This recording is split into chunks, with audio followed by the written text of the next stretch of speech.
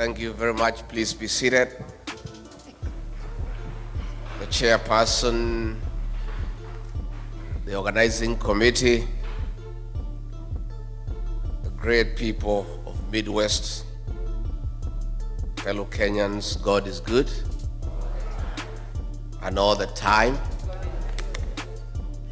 Nisalimieni kwa hewa. Bwana Yesu asifiwe. Bwana Yesu asifiwe tena. Hi cousins. Cousins, hi. Hi bros. Hi sis. Hi shemeji. Hi neighbors. Midwest, hi. Midwest, hoi. Asanteni sana. Thank you very much. Let me take this opportunity on behalf of my wife, Pastor Dorcas, and I, and our small delegation, say how delighted we are since our arrival to this great city of Kansas and this region for the very warm welcome all the way from the airport, all the way to the residence where we are staying. We had some dinner last night. This morning we went to President Truman's library and memorial, and it's been awesome. Even as we arrived for this town hall engagement, we want to thank you for the warm welcome. I must tell you from the bottom of my heart that we feel very loved and appreciated. In fact, we are feeling spoiled. You know, sisi tumezoea kukibizwa nyumbani na kasongo na tiagas. So when we have wonderful people around us, full of smiles, loving us, appreciating us, we are feeling on top of the world. I wish I had more time here. Unfortunately, I have to leave early in the morning. But I'll be back. I'll be back. Yeah? I've really loved this city and the people.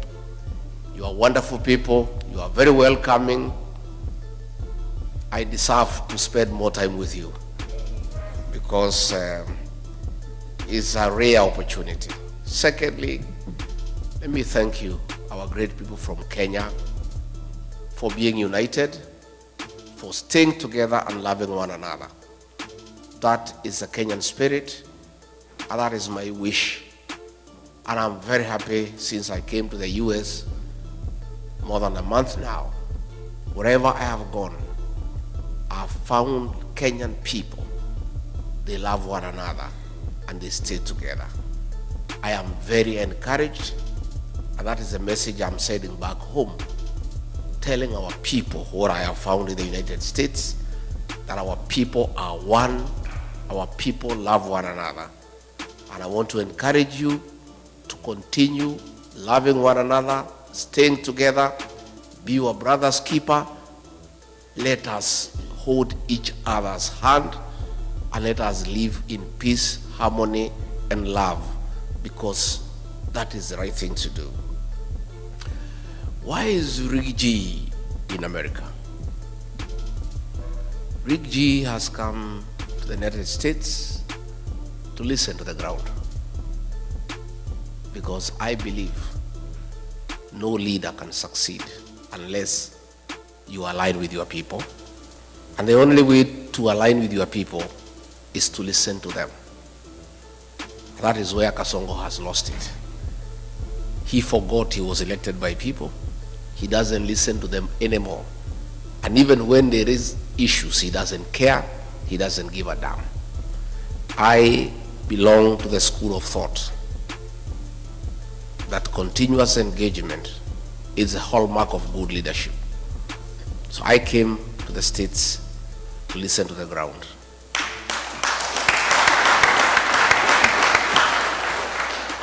Hapa Midwest munasemaje? One time. Ati munasemaje? One time. Hapa ndio munasema? Yes. Kasongo ni one term. Mumeamua? Museme na sauti kubwa asikie akiwa nyumbani. Ati munasemaje? Thank you very much. I've come because the people who live in the United States are part of Kenya. And they, like other Kenyans, care about home. And more than anybody else, the people living here are troubled by what is happening at home. They are anxious, they are fearful, they are worried. And I came so that I brief you as to what is going on back home. And I tell you the few ideas that we have of what we need to do. And I plead with you to walk with us in that journey, to liberate our country, to restore our dignity, to restore our country, and to make sure that we have a beautiful country that we call home. Because at the end of it all, east or west, I have no doubt in my mind that all of you in this hall and all of the Kenyan people across the United States and elsewhere have a plan one day to go back home. Is that true? And you want to go to a home that preferably better than where you are. So it is your concern, it is your prayer that home works, systems work, there is a peaceful environment to do business, there is security, there is healthcare, there is education, so that when your days come and you need to come back home, you can leave your children here continuing with your investments and retire back home to a very peaceful retirement, and that is what all of you would wish. I am aware sufficiently that you know what is going on at home, because you people do a lot of work back home by supporting families, and therefore on a daily basis you are in conversation with people back home, and you, like all of us, are concerned about what is going on at home. And before I go into serious things, on a light note,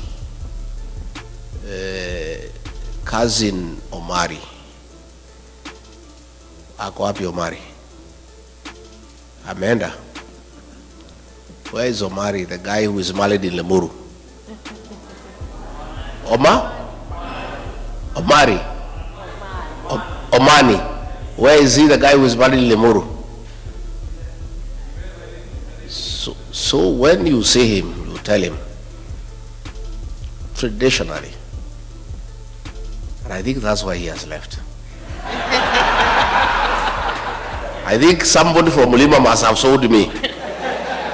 Because I wanted to tell him, traditionally, all the girls are my daughters. And payment of dowry is a life thing. So anytime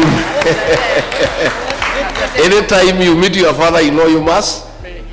So I had hoped to kutana naye nyuma ya hema anipatie kitu in dollars because of having my daughter from Lemuru.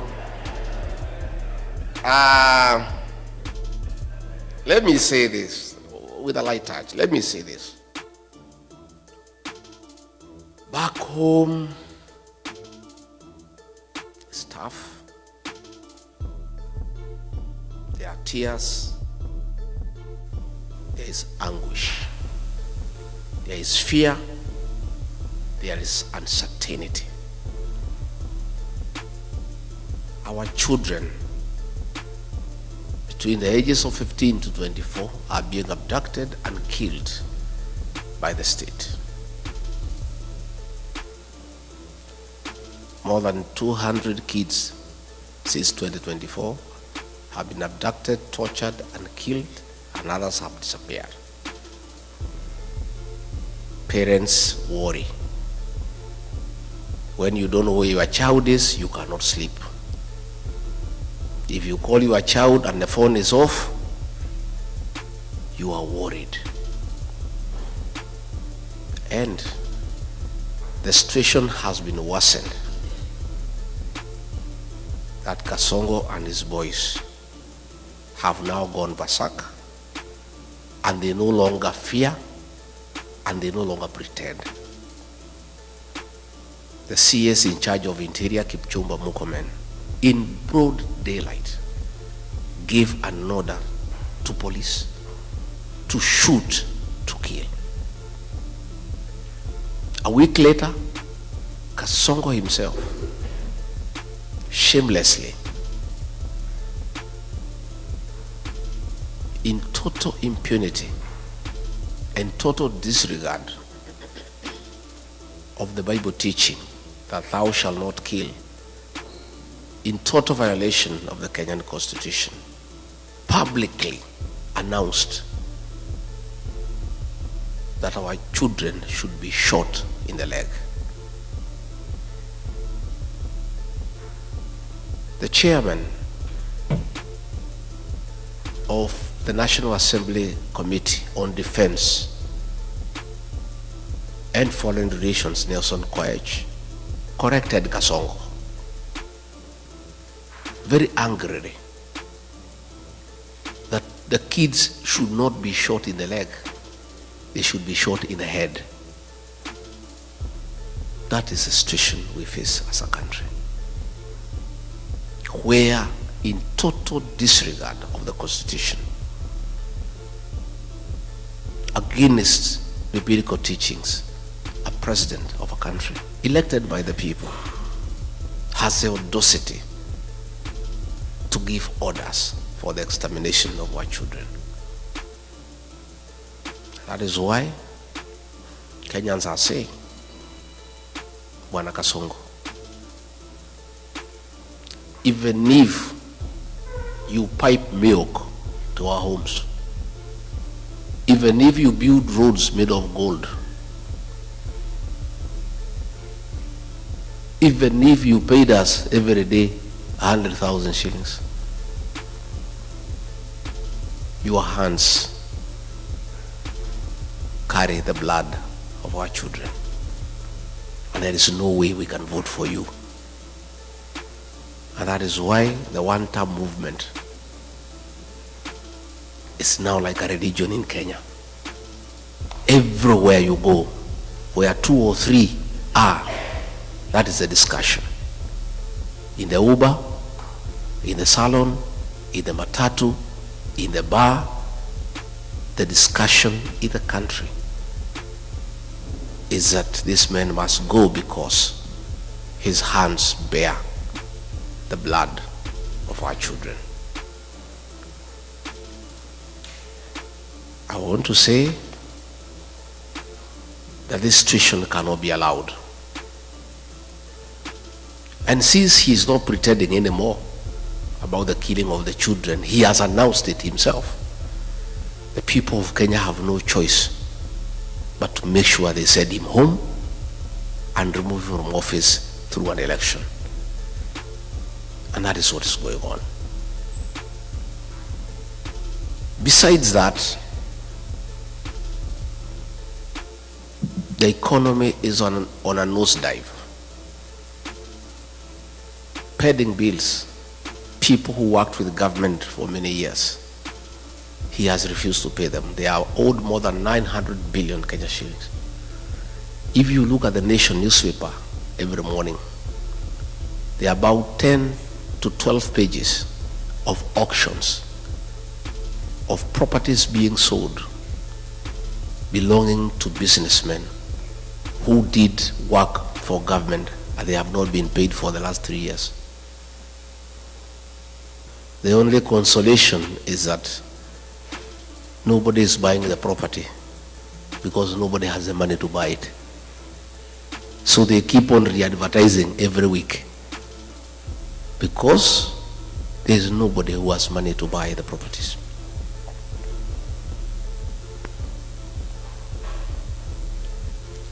William RUTO found a working education system. President Mwai Kibaki, the 3rd President of the Republic of Kenya, the greatest leader of our time, brought free primary education And President Uhuru Kenyatta improved it by extending to secondary schools and also bringing 100% transition from primary to secondary school. He found a working university financing model and a help, a working system most of you went through, including I, that he put it aside and brought something that is not working. As we speak, many university students are at home. They cannot access university education. Most principals of secondary schools and head teachers of primary schools are living in fear and in hiding because of being auctioned. The schools are being auctioned because they have not paid suppliers, because money meant for capitation has not been provided by government. So the education system is facing near collapse. The health system, and you people here in America know how important and critical a working health system means to our people. He found a system called NHIF that was struggling but working, that needed improvement. The people at NHIF had come up with a program that needed 800 million Kenya shillings to reform it and make it workable and compliant with the present times. Kasongo came and discarded that system and brought something called SHA and SHIF at a cost of 104 billion Kenya shillings, money that he is stealing with his cronies. And despite stealing all that money, the system is not working. And you people know that because you have parents back at home. You know when they go to hospital, they cannot get their bills paid by insurance. Again, that is something that he has destroyed. He came up with something called the housing levy, ostensibly to construct affordable houses for the people of Kenya. It is not the work of government all over the world to construct houses. Governments put up roads, water, electricity, drainage, sewage. It is the work of the private sector to construct houses. But he has put it by force because he has business interest in company with some Asians to supply cement, steel, and iron sheets. So the whole affordable housing scheme is about corruption. It's about conflict of interest. Again, you find in agriculture, all the sugar factories have been sold to Asians in partnership with Kasongo. Last week, despite us having rice in Moya and Ahero that has not been bought, that is in the stores, he has authorized the importation of 5,000 metric tons of rice, duty-free, that will come and kill the rice farmer in Moya and Ahero. So you find, because of state capture, the president is in business in every sector. He is competing with every other businessman. And because of his advantage as president, he has killed all other business people. He's doing all the businesses in Kenya. I remember when we came into office, there's something called e-Citizen. It was an app that was being operated by some private people and doing some little work for government. And when he came, he brought a lot of issues saying it is wrong for anybody in the private sector to collect money on behalf of government. And he said the Ministry of ICT must take up e-Citizen. Little did I know he wanted the owners of e-Citizen to come into the open. So when they came, he negotiated with them, took 80% of the business and said they should continue, and ordered all government services to be onboarded through e-Citizen. Out of every 5 shillings that is paid through e-Citizen, he pockets 3. That is not enough. The Auditor General has reported more than 10 billion shillings collected through e-Citizen cannot be traced. So what is happening in Kenya is that we don't have a government. What we have is a criminal enterprise, theft of public funds, where the president has taken over all the businesses in the country. He's the chief procurement officer, he's the chief accountant, he is a supplier, he is everything. And nobody can ask a question. And that now brings me to explain to you why we fell out. I believed this man because he came with a Bible, and I'm a Christian. I'm the husband of a pastor. So when you come with a Bible and say you are saved, I believed this man. And all the things he told me and told the people of Kenya, we believed. I did not even have an MOU with him. We never wrote any agreement. I believed everything he told me. But when we arrived in government, it's a one-man show. He makes all the decisions. And all these decisions are selfish. It's about him.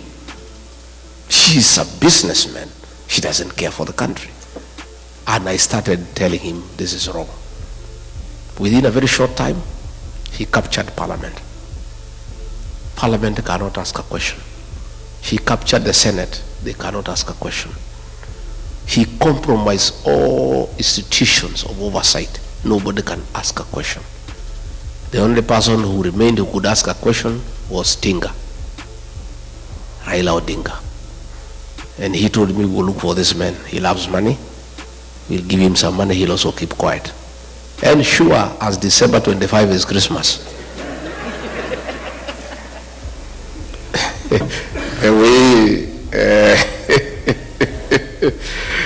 I'm telling you, just as sure as December 25 is Christmas, the way Osinde has explained, the man is eating and hence observing table manners. He cannot speak, his mouth is full. So the two are one and the same. And you know, sometimes we were debating. Okay, William RUTO is a great mistake. It's a mistake we have to live with. We made a mistake. I made a mistake. And I've apologized to the people of Kenya. But what was the alternative? Had we elected Raila Odinga, the same thing would have happened. The two would have crossed ranks.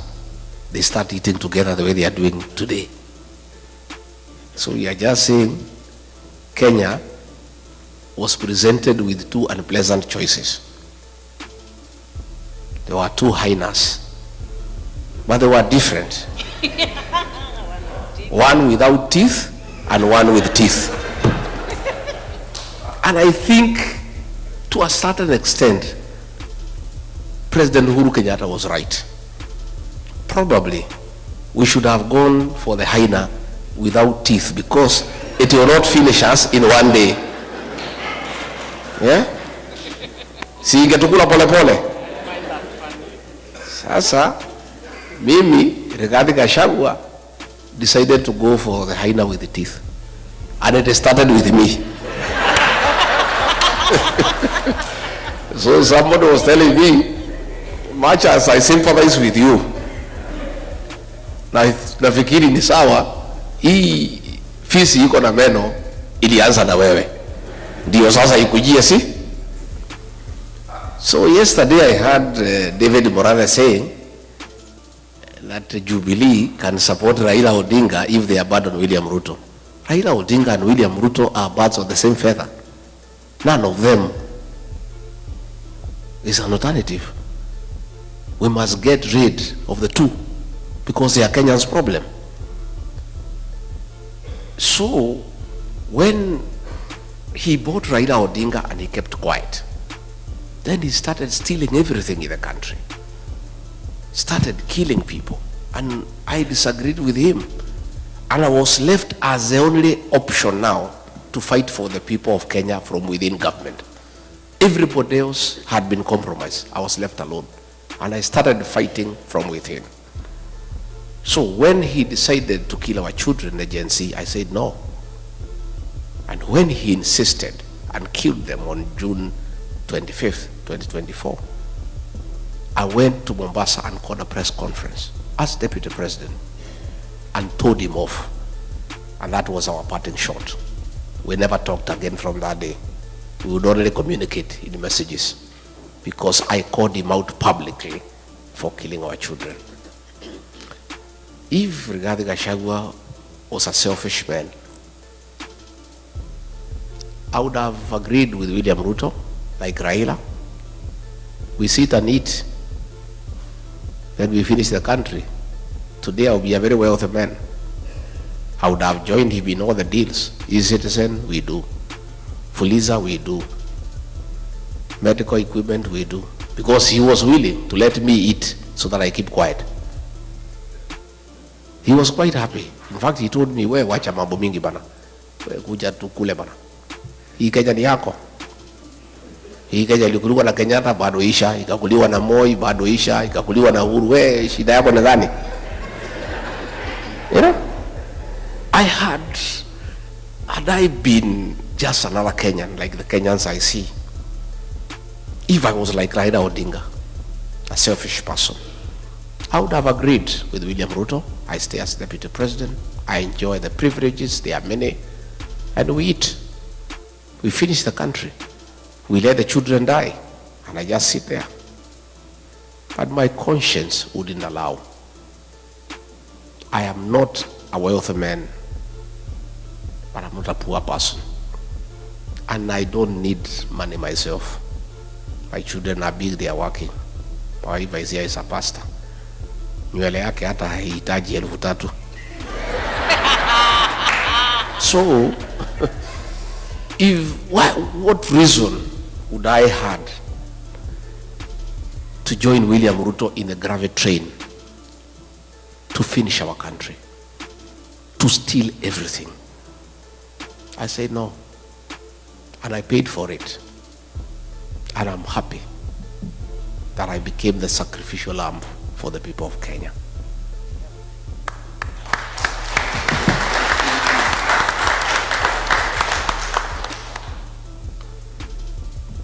We will fix our country,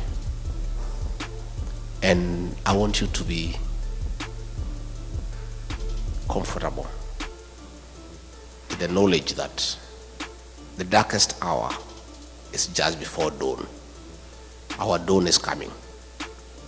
The mood in the country, people of Kenya have made a decision, and nothing can change that decision. In fact, it's only that it's far away. Ni mbali sana. 2 years is a long time. But we don't have a choice because we are democracy, and we don't want change through unconstitutional means. We want change through the ballot. So what we are asking is Kenyans to persevere, to be resilient, to be patient, and we'll make the change at the right time. I was worried before I came here that the level of impunity by the president is becoming dangerous because people are being killed every day. When we had Sabasaba, the government hired criminals to burn shops, to destroy property under police supervision. Policemen were shooting people without caring. Young children were killed, and the president did not care because there is nobody to ask him any question. And even when we complain, he doesn't care. I am very encouraged that through your efforts, the day before yesterday, the chairman of the Senate Foreign Relations Committee, Senator James Rich, tabled a bill in the House calling for a review of the status of Kenya as a non-NATO ally for several reasons. Among them, that William Ruto is working with the terrorist groups, most notably RSF of Sudan, where he is in gold business with Hemeti, and where Kenya supplies arms to go and kill children and women in Sudan. The Americans have complained that he has also been doing business with Al-Shabaab. The Americans have called for investigations on abductions, extrajudicial killings, use of police to attack civilians, and other violation of human rights. And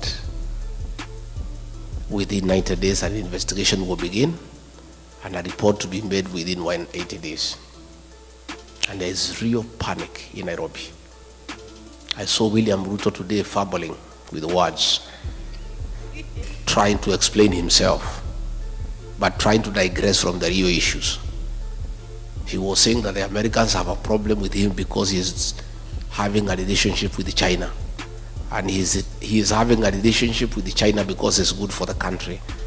But he's running away from the real issues. And because he follows me wherever I am, it is good for me to tell him why the Americans have a problem. Not just the Americans, the people of Kenya. The Americans have just heard the cry of the Kenyan people, and they are raising issues. William RUTO, aka Kasongo, please, the Americans want to have an investigation to unearth your business dealings with Hemeti of RSF in Sudan, where you are doing gold business, and in reciprocity supplying arms to the terrorist group to kill women and children in Sudan. You cannot run away with it because we have the evidence. I was your deputy when those meetings took place. I have all the details, and we are giving those details to the Americans. And we are right here in America.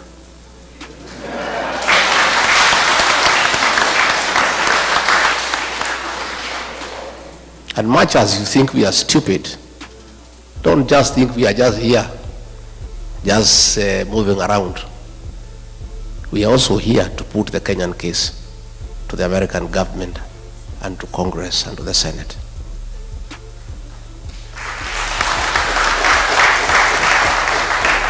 William RUTO, you need to know, the Americans want to know why you are working with Al-Shabaab.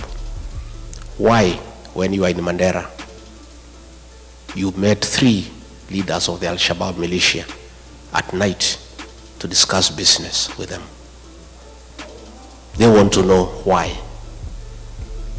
They also want to know why you have removed the requirement for vetting of non-Kenyans before they are given IDs. The Americans are concerned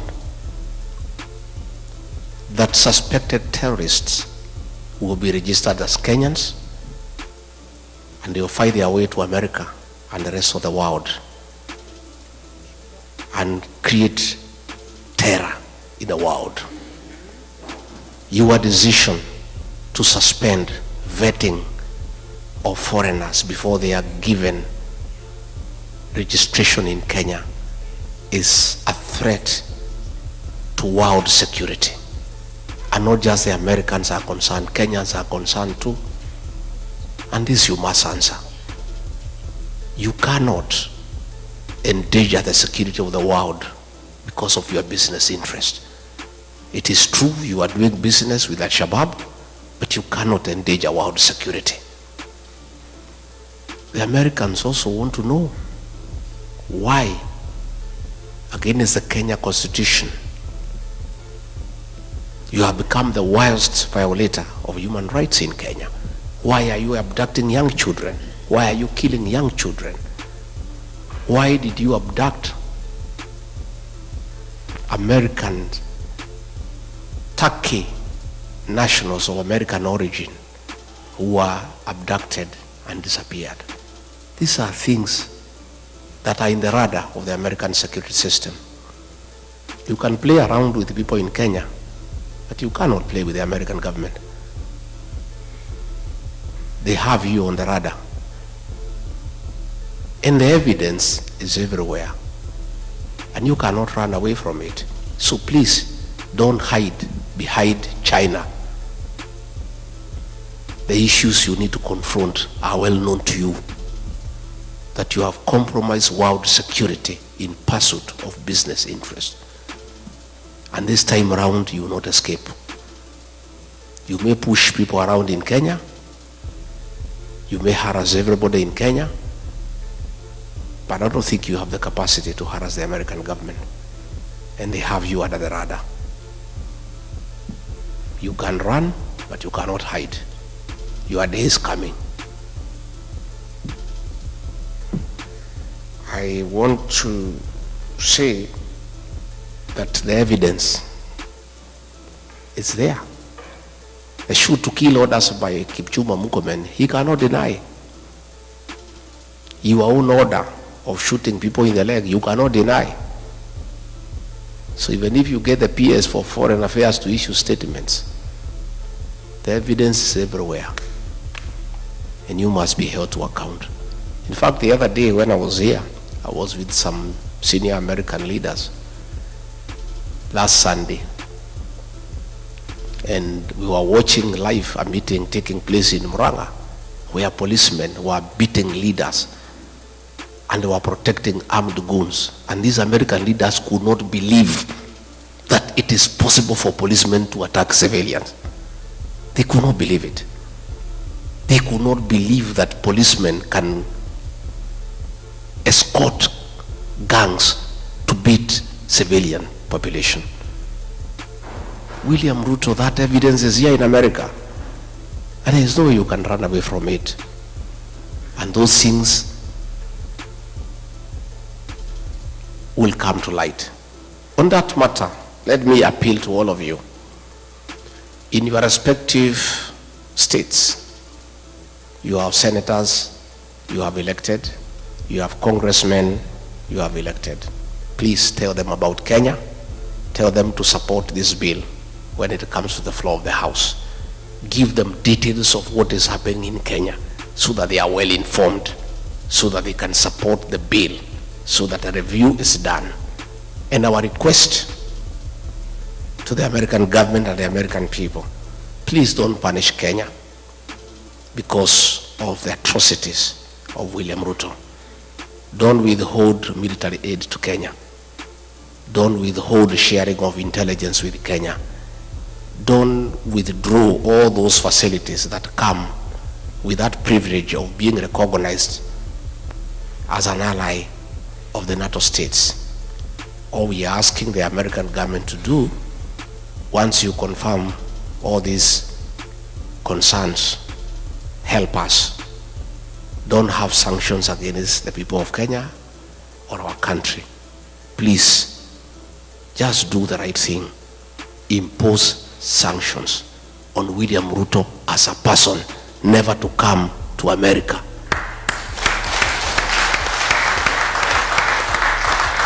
And I think if he does that, that is our problem.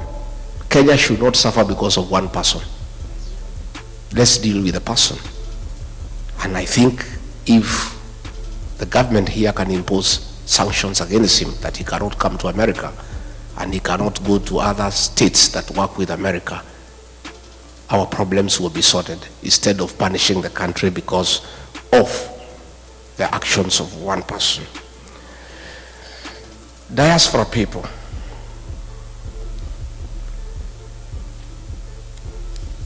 you people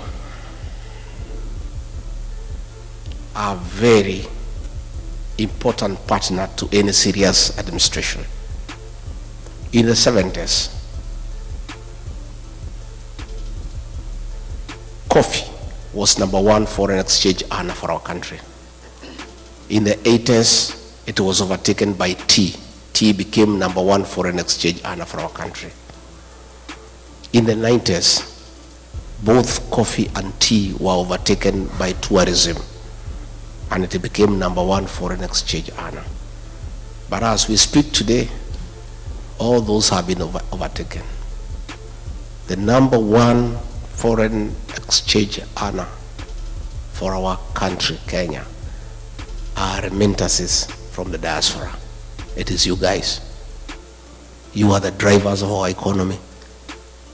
Our economy relies on you. It's the dollars you send home that we use to pay our public debt. It's the dollars that you send home that we use to import products from across the world. It's the dollars that you send home that are running our embassies.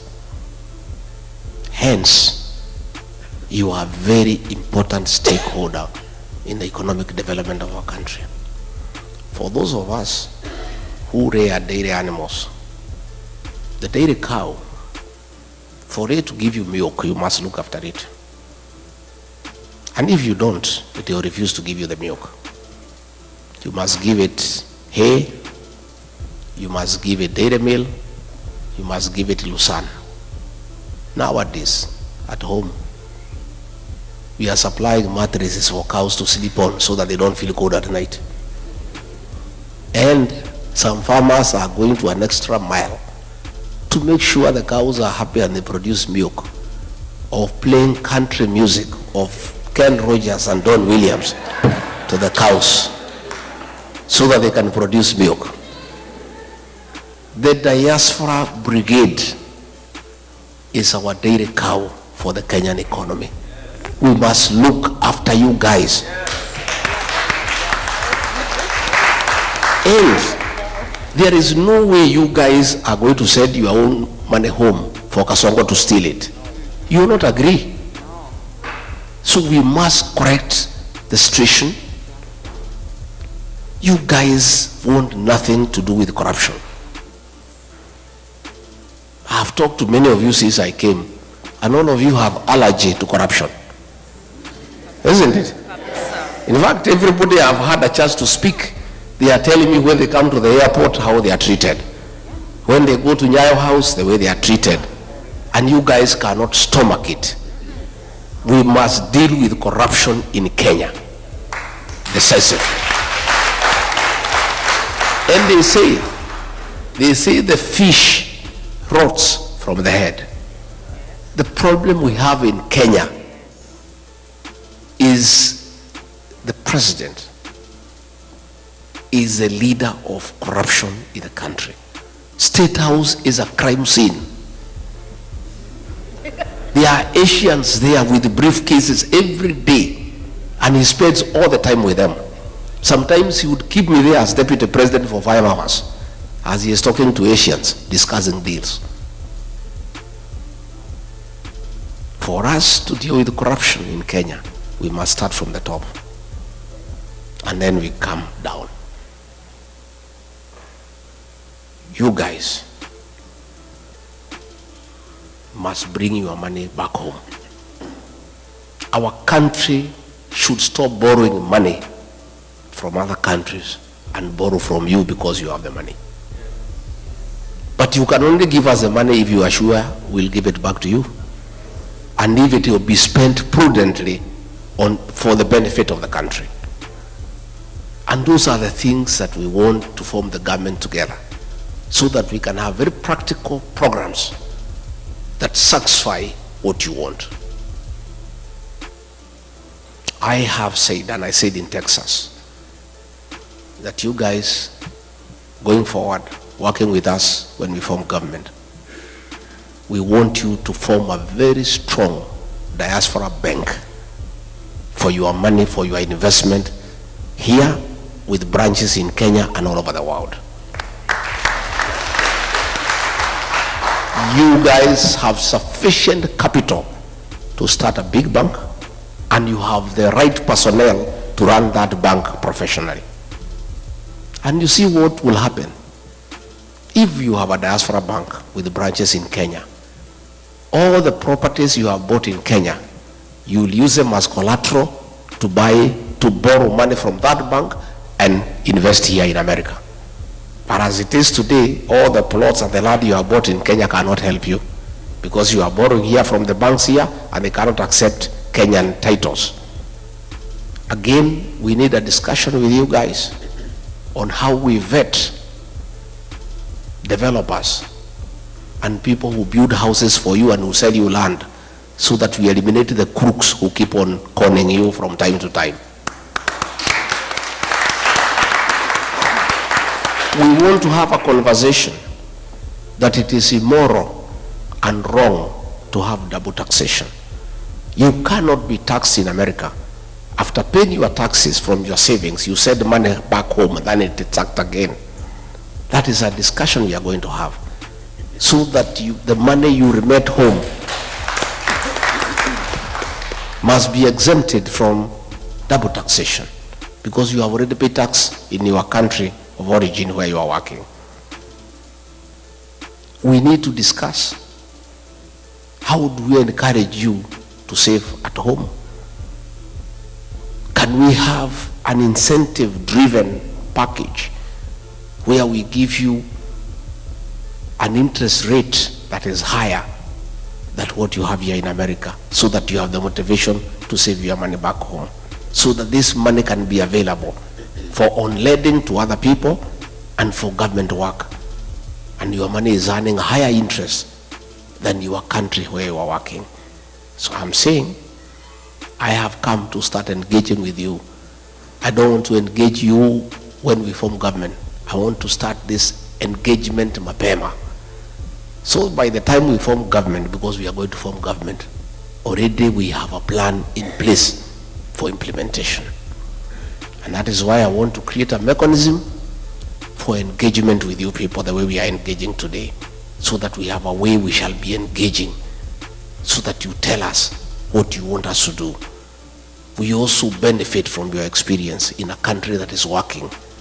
Devolution here is working. You know, I was here last night, it was raining. When we came out, you cannot even know it has rained, because the drainage works. Huh?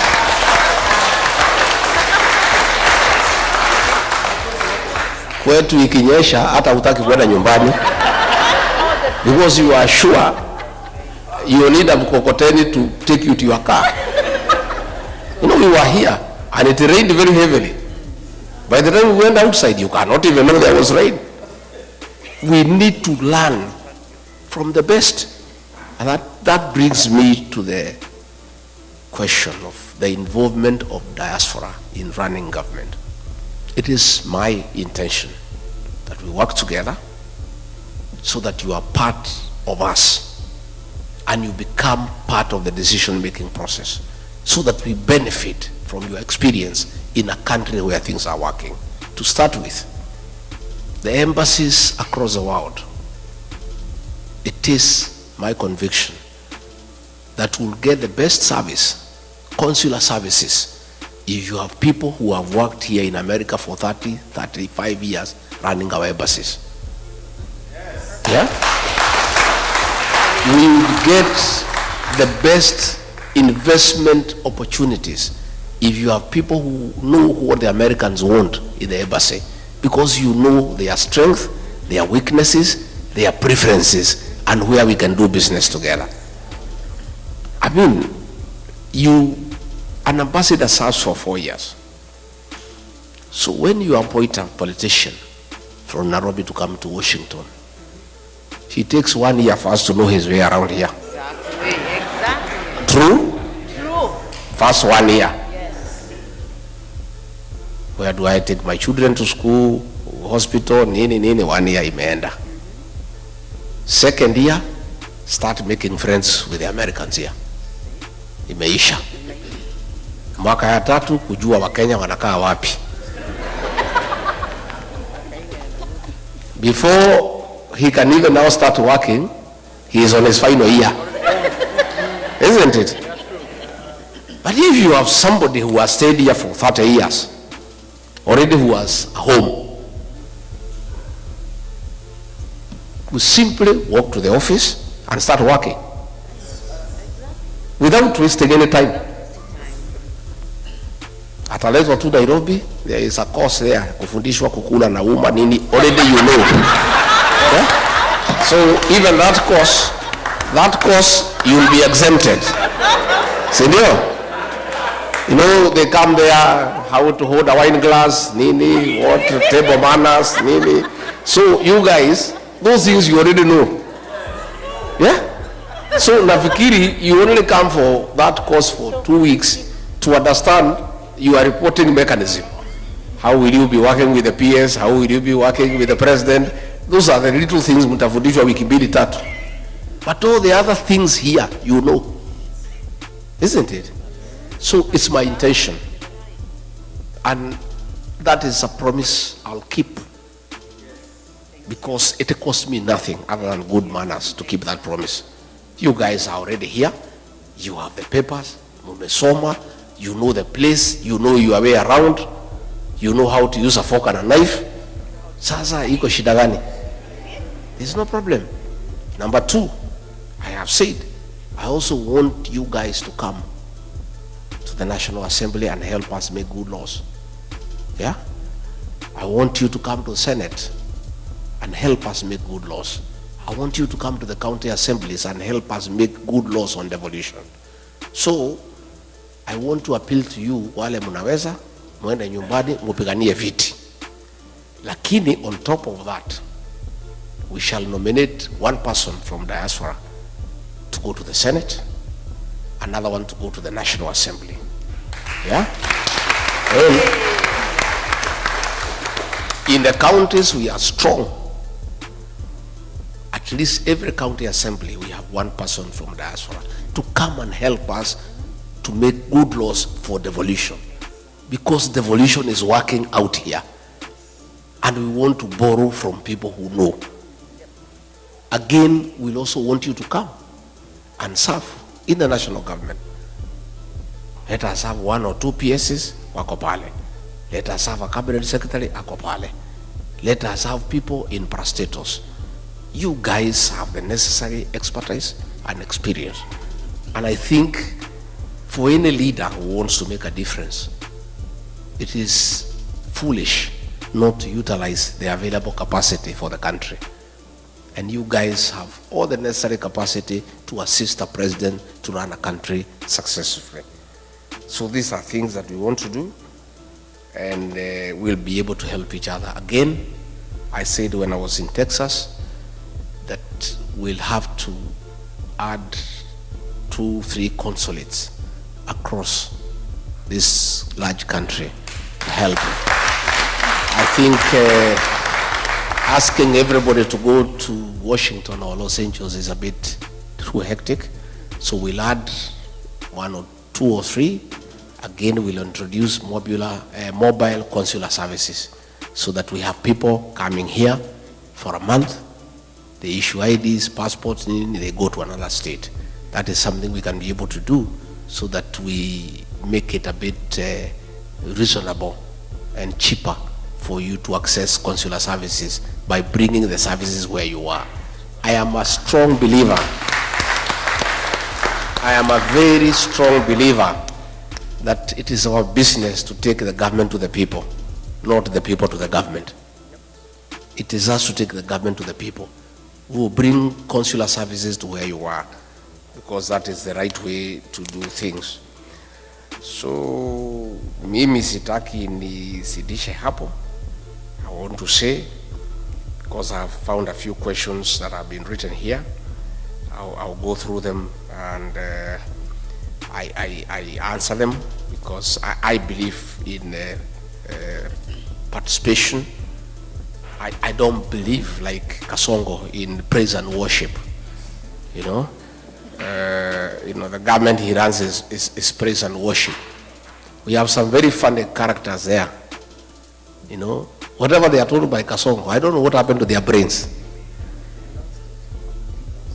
If the MP for Kikuyu is told by Kasongo, go and insult Pastor Dorcas, anaenda anachukua microphone na mtukana. I saw another lady from Murang'a,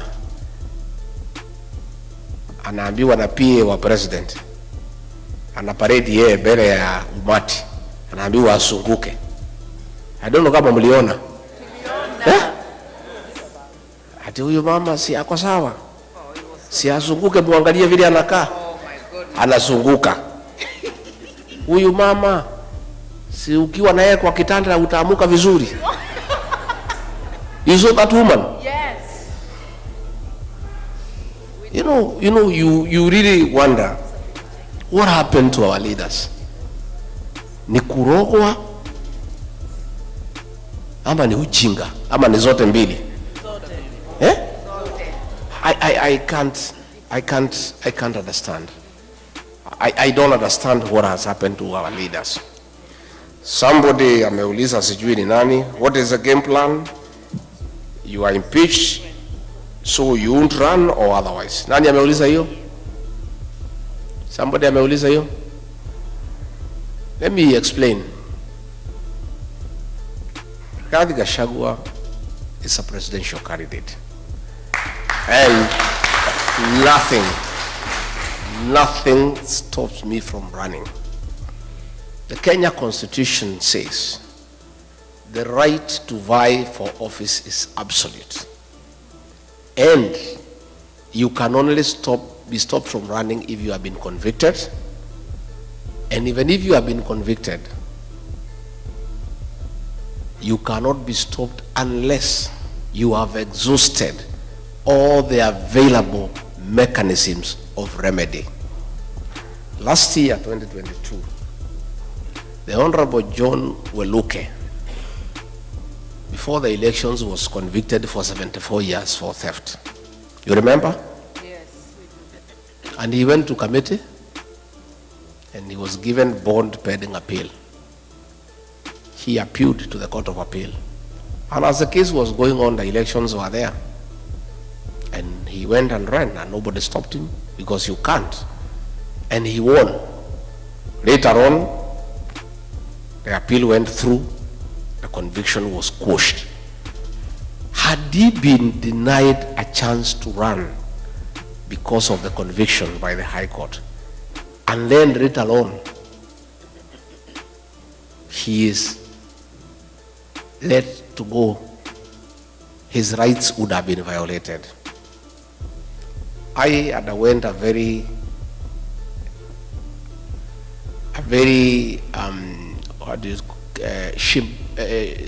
shambolic exercise at the National Assembly and Senate. Everybody knows there was nothing. People were paid. MPs were paid 500,000, senators were paid 10 million. Haraka, RUTO paid them. And we went to court under Article 50. And Article 50 says, no man shall be condemned unheard, and the right to fair hearing is absolute. I did not get a chance to defend myself in the Senate. I was in hospital. I did not present my evidence. So this is a matter that will be dealt with by the courts, and in the fullness of the time we shall be vindicated. In the meantime, the matter is in the High Court. It has not even started. If it is go to the High Court, depending on the way it goes, if I win, the state can go to the Court of Appeal, the matter proceeds there. If I win again, they can go to Supreme Court, or vice versa. Until those mechanisms are exhausted,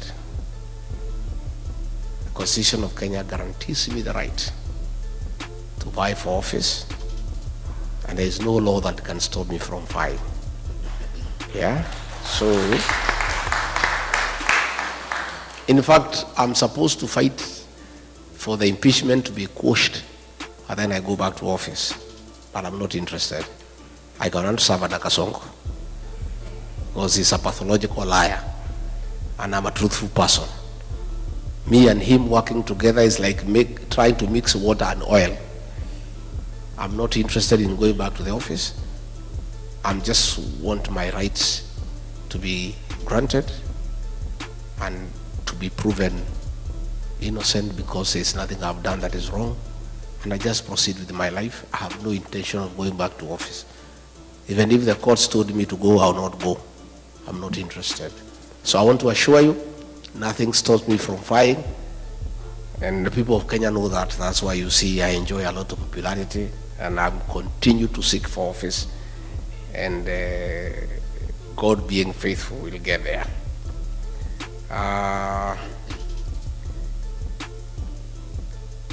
Now that you are teaming together, do you have a very strong candidate to face RUTO? Because we can't stand another 5 years of RUTO regime. Jackson. The second statement is true. We cannot stand another term of RUTO. Because if he is telling policemen to shoot people and he still wants our vote, what if we elect him and he doesn't need the vote? He'll shoot us himself. True or false? Yeah? Do we have a strong candidate to face William Ruto? What a question. Si niko hapa Jackson? Yeah, niko. We are there. Don't worry. We have a big team and we have agreed between me,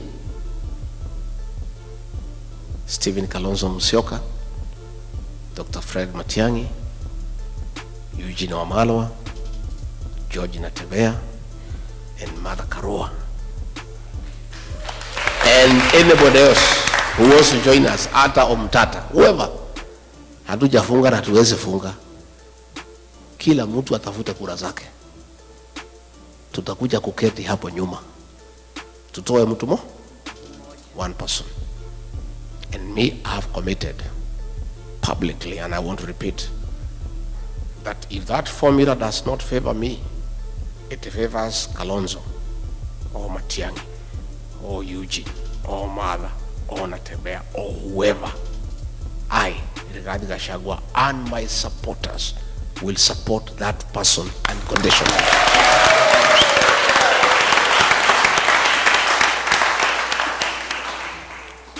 Lakini Mungu akisaidia ikuwe ni mimi,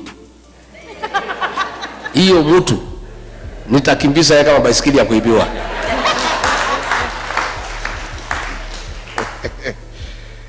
So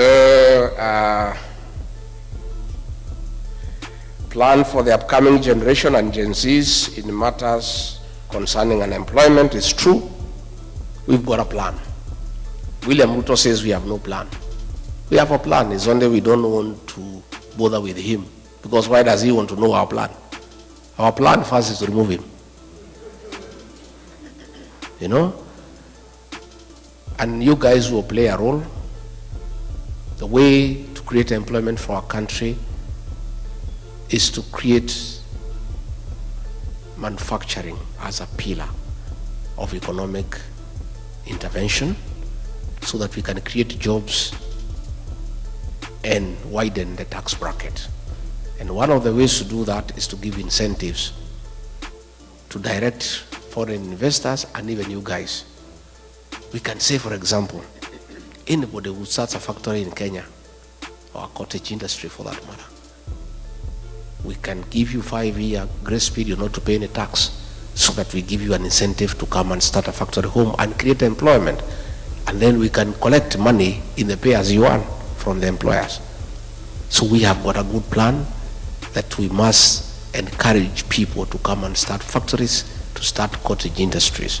Again, we want to do a lot of expansion in agribusiness in northeastern Kenya, in northern Kenya, by having water for irrigation, so that those farms become arable and they'll create a lot of employment.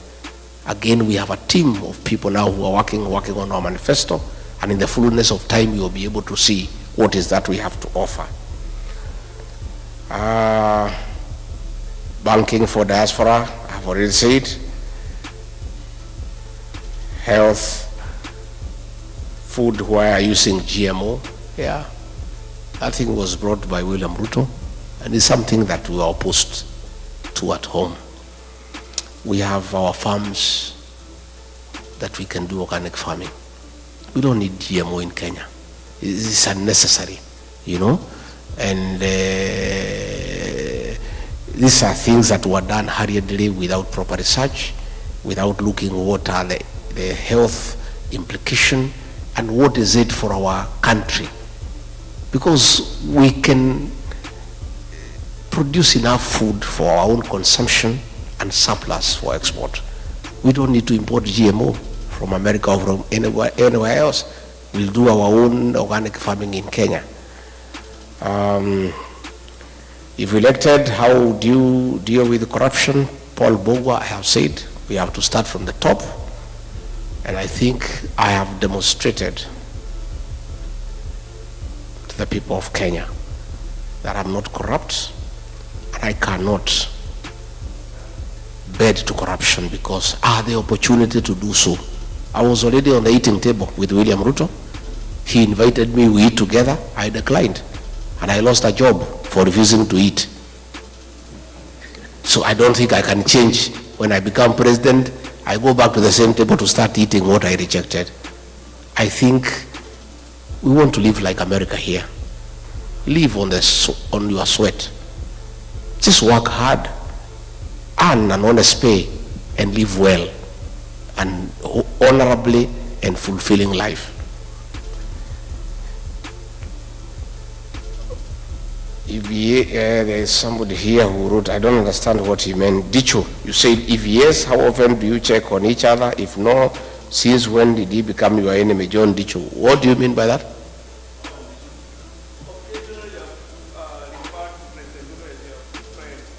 Refer to? As your friend. Is this still your friend? Who?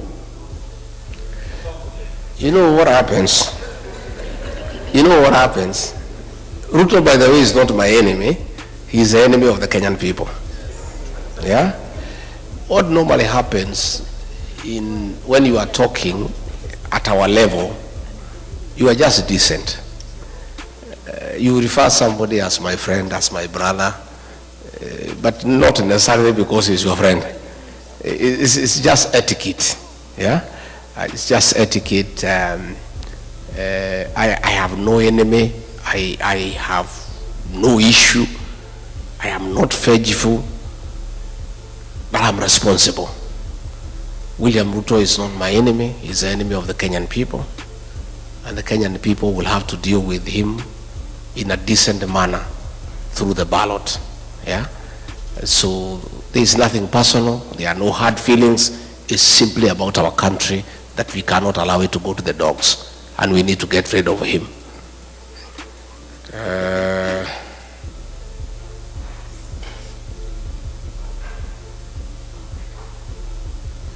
Why do we keep sending money so easily and yet we can't vote from the comfort of our beds using our gadgets? How come you keep on saying you understand the ground and yet when we want to run for a political position from here, it is a problem? How are you going to reconcile these issues? We'll have to develop our electoral process, but it takes time. The voting here is electronic. It's a democracy spanning over several hundred years. Our democracy is 61 years, 62. We keep on improving every day. We haven't yet reached there where we could go electronic. Mostly our people, the rural population, quite a bit of illiteracy and sub-illiteracy, but we are getting there. With the time, I'm sure, in years to come, we'll go fully electronic so that you can, as you say, vote from your bed. Yeah, but tutaenda pole pole so that we get there. Again, we are going to lobby IBC to increase the voting polling stations here in the states because, as you have said, it's very expensive to go to Los Angeles, to go to Washington, to go to New York. IBC is independent. I cannot give a commitment in totality, but all I can promise is that we are going to lobby them to increase the stations. We have a very vibrant constitution, and when you were in office, some goons went to the Kenyatta's farm, but unfortunately nobody was apprehended and taken to court. What happened? Mainawero is true. Kenyatta's farm was attacked, and some people were even trying to blame me. And I just kept quiet because Uhuru Kenyatta knows he was president of the Republic of Kenya. Issues to do with a retired president, his welfare, his security, his allowances, his travels are dealt with by nobody else other than the sitting president. There is nobody who could have attacked Kenyatta's farm without the knowledge and the concurrence of the sitting president. Rigathi Gachagua has never been president. Yeah? And it was something that was being done so that they can make us, the leaders from the mountain, fight each other. Yeah? His security was withdrawn, that of his mother, and they were trying to say, no, he's a deputy president who ordered the withdrawal of the security of President Kenyatta. How? There's nobody. Even today here in the US, matters to do with the former presidents will be dealt by the president himself. Even the Retirement Benefits Act for retired presidents is administered by the controller of State House. Yeah. So what happens if Kasongo ever comes here? You direct that question to him. He'll be able to give you an answer.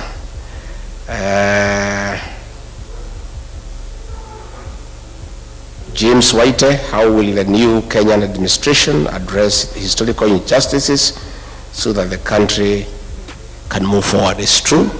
I said yesterday in an interview that was done by Jerry that we already have a commission on restorative justice.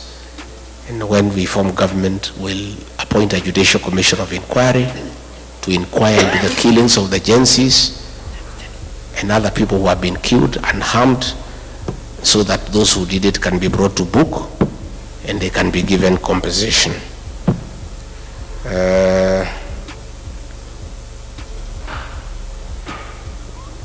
Peter Mungai, which formula will you use to select your flag bearer, considering the flag bearer must be acceptable? Hiyo sasa ndio kadi yetu. Tukitoa hiyo si tumeisha. So hiyo hatuwezi sema saa hii. But there will be a good formula, and I can tell you we'll come up with a good candidate. And we are not in a hurry. For now, our candidate is RUTO must go, and our plan is one term. Because if we announce our candidate now, Kasongo atatusumbua sana. Hata mwekea vikwazo na kumsumbua na kumutatiza. So wacha tukae namna hiyo. Our candidate for today is RUTO must go, and our plan is one term. Wacha angangane na RUTO must go na angangane na one term for now. Yeah? And that's why he keeps on saying, where is your plan? So that he can start attacking it. Yeah? Hey, mimi napingana na nani? Unapingana na RUTO must go.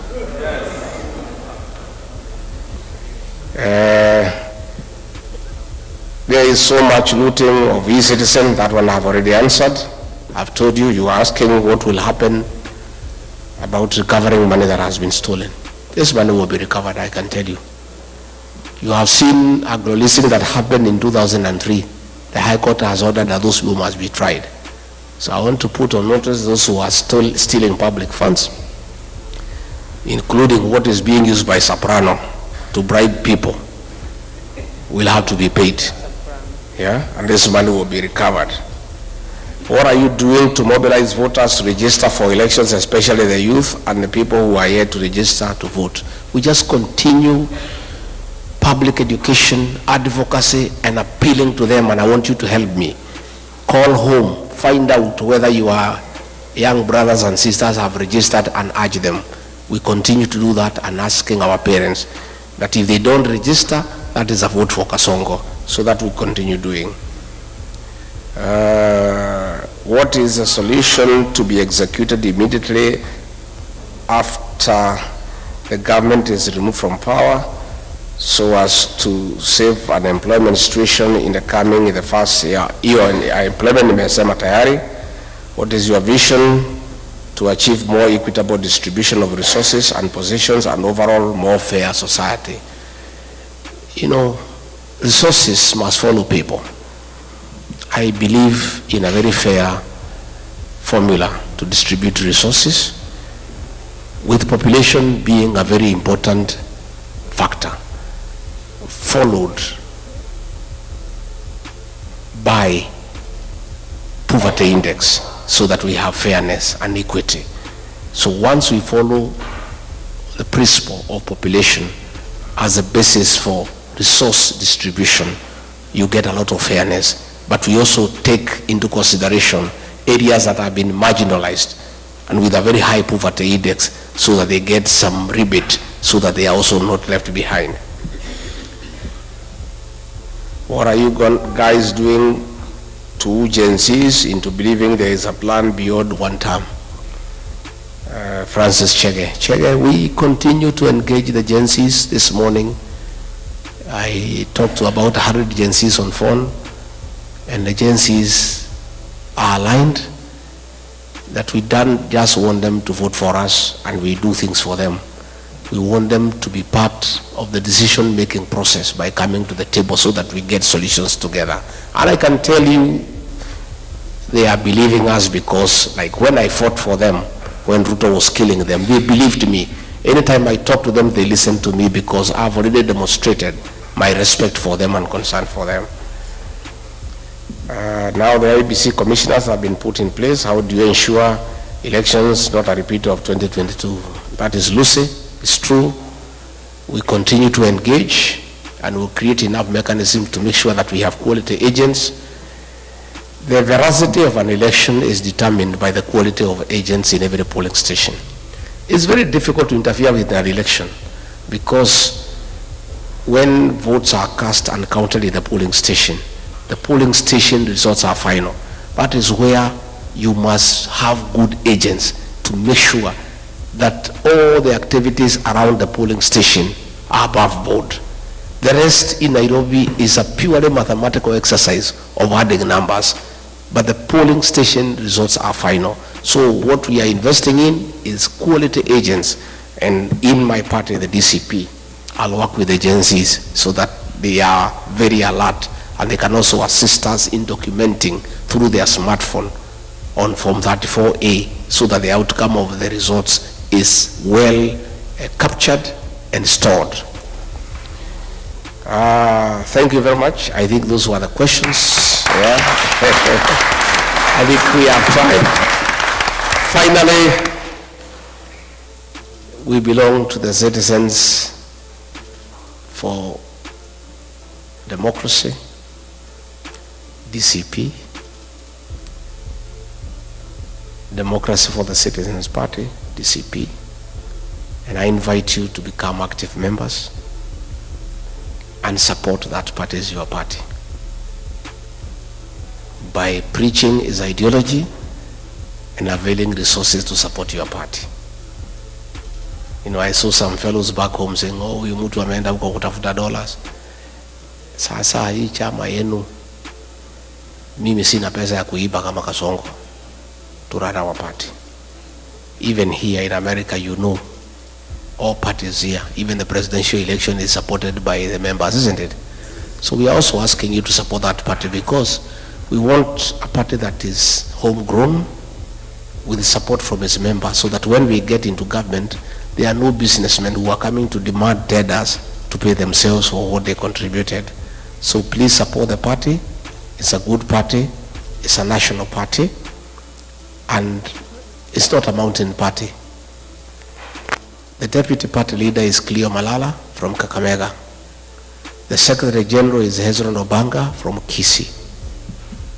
The national chairperson is Paria from Kajiado. The deputy chairperson is Owino from Kisumu. The treasurer is Mwekali from Machakos. Deputy secretary general is Ole Kamwaro from Narok. And like that. Again, out of 34 members of the national executive, 9 agencies. So we are well represented. It's a national party, and I want to request you to be very active here in Midwest. This is your party. We'll form the government together, and we are serious partners. And I want to continue with this engagement. I'll come again when I have sufficient time, so that we spend more time but I want to say I feel loved, I feel well taken care of, and I believe I have answered the issues that were concerned to you. Have I? Yeah? Can I ask Pastor Dorcas to come and say hi? I believe in very strong family values as the basis for a strong nation. And that is why I walk around with my wife, because you must lead by example. There is no way as a leader you'll say you believe in very strong family values and you don't lead by example. And many people who are uncomfortable of the support I'm getting back home from families, because families are supporting me because they are saying RIGGY has shown us he believes in strong family values. That is why they like pastor not to be seen with me, so that I lose that advantage that I'm having from families. They are wasting their time. Yeah? So I'll continue, and I also want to ask you to have strong families as a basis of having a strong nation. Pastor Dorcas.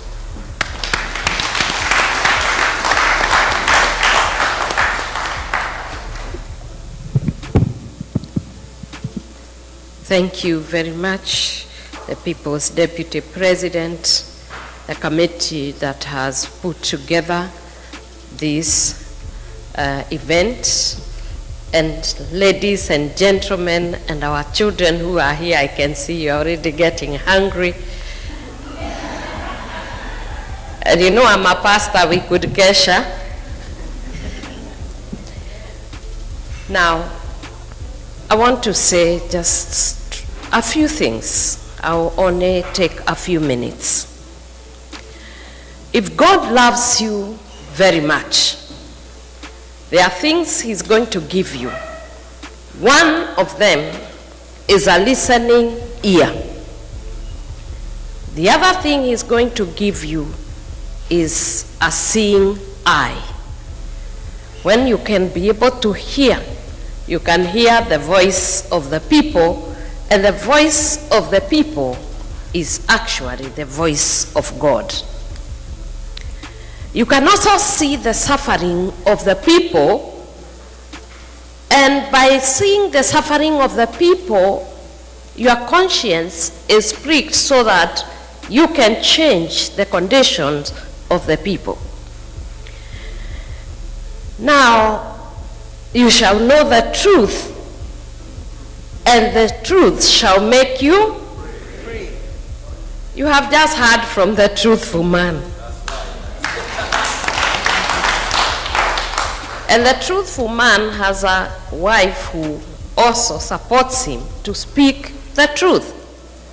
Because the moment you speak the truth does not have two colors. It has only one color. You cannot kill the truth. You can hide the truth. But eventually, the truth will come out and you'll be vindicated. And that's why you must always stand for the truth. In Kenya right now, we thrive in many things. And one of the things I think people are revolting against is listening to lies, deception, and some of the things that are abhorring the whole world when we speak one thing and do the other. As a pastor, I know very well that the commandments form the substratum of every constitution of the world. And one of the things that we must abide by is respecting the sanctity of human life. Whether it is in the womb of a mother and when it is produced, and we can see the reality of it. Now, shooting the leg amounts to killing our children. As a mother, I say no. We cannot stand and not speak about it and speak like it is not happening. When you say shoot the leg, what do you mean? Many of you are working with the health sector. If you are shot in the leg, can you die? If you are shot in the head, can you die? Then what we are saying is simple. We need to be decent human beings with a conscience that tells us that our children are asking for what is true and what is just. All they are asking is stop corruption. They are asking for us to make it an environment that they can be able to thrive in. They have gone to school, they want jobs. And all as parents we need to do is to have a listening ear and see the suffering and the groaning of the people and do something about it. In the Proverbs 23, verse 23, it says, buy the truth and do not sell it. The other thing that you must buy and keep is wisdom and instructions and insights. And I'm sure tonight, everything that you have engaged in centers on this. Buy the truth. Do not sell it. Do not tell lies. Do not steal. Do not commit adultery. Do not murder. Do not give false witness. And once we abide by the rules, then you'll be a happy people. The other thing that God loves is a family. A nation is constituted by families coming together. And a family cannot be there without a man and a woman. That is a family I'm referring to. Male and female. God created and made sure that they will be productive. So wives, respect and honor your husbands. Submit to them. Submission is not weakness. Submission is strength in itself. I'm in marriage for 36 years now, going to 37. And I can attest, and I'm a testimony that marriage works. And as it is said, marriage is actually a bed of roses, not a bed of petals. If you go to your rose garden and you are not careful to wear some gloves when you are cutting them, you are going to get hurt. It is the same with marriage. It is beautiful, but you must work on it, and work on it with tolerance, with understanding. When you get into marriage, some people get into marriage expecting their partners to love them and to do everything.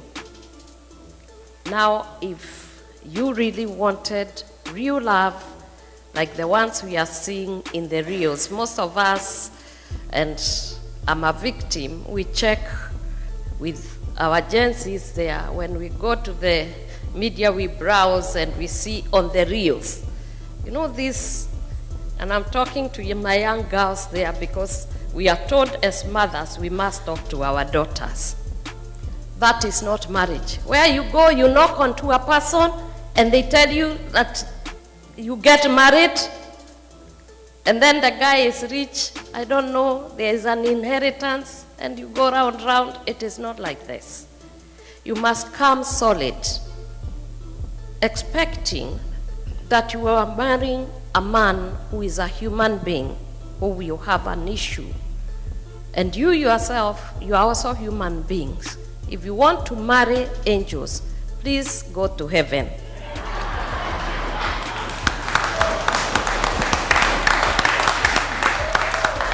And while you are at it, we will be preparing to bury you, because you must die to go to heaven.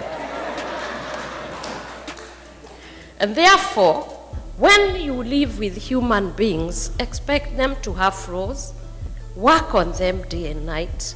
Wives, when you are endowed more than your husband, still remember, you must submit to your husband, love your husband, respect them. Money corrupts, and it can corrupt completely. And many of the women, when we get the money, and maybe the man is not doing very well, that's where the trouble starts. Oh, I have a witness. But this is for another day. For the men, love your wives. Understand them. Even though they are the weaker vessels, let me tell you, we are dangerously endowed